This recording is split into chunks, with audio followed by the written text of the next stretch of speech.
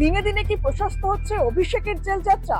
আগে সিআইডি আর আজ পুলিশ, আর এই নিয়ে কিন্তু রাজনৈতিক মহলে শুরু হয়ে গিয়েছে চর্চা। সবটাই বিজেপির প্রতিহিংসা, একযোগে আক্রমণ সাগরিকা ঘোষ ও কীর্তি আজাদের। অস্বস্তি ক্রমেই বাড়ছে তৃণমূল কংগ্রেসের যুবরাজ্যে। আজ ভোরে তার বাড়িতে তল্লাশি চালালো শালবনী থানার পুলিশ।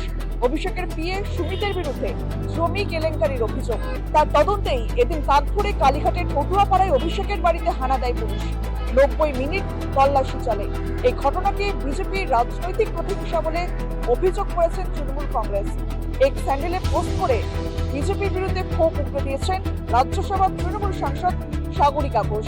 বিজেপির বিরুদ্ধে অভিযোগ আরও এক তৃণমূল সাংসদের। 3 बजे आई थी पुलिस, 2 घंटे डिजास्टर मैनेजमेंट का इंतजार किया। क्या हुआ? गोदा पहाड़ निकली चूड़िया, कुछ भी नहीं था, नील नील नील करके गए। রবিবার ফের সিআইডি দপ্তরে ডেকে পাঠানো হয়েছে অভিষেক বন্দ্যোপাধ্যায়কে। এখন কি হয় সেটাই দেখার। আর এই সংক্রান্ত খবরের জন্য চোখ রাখুন রাষ্ট্র।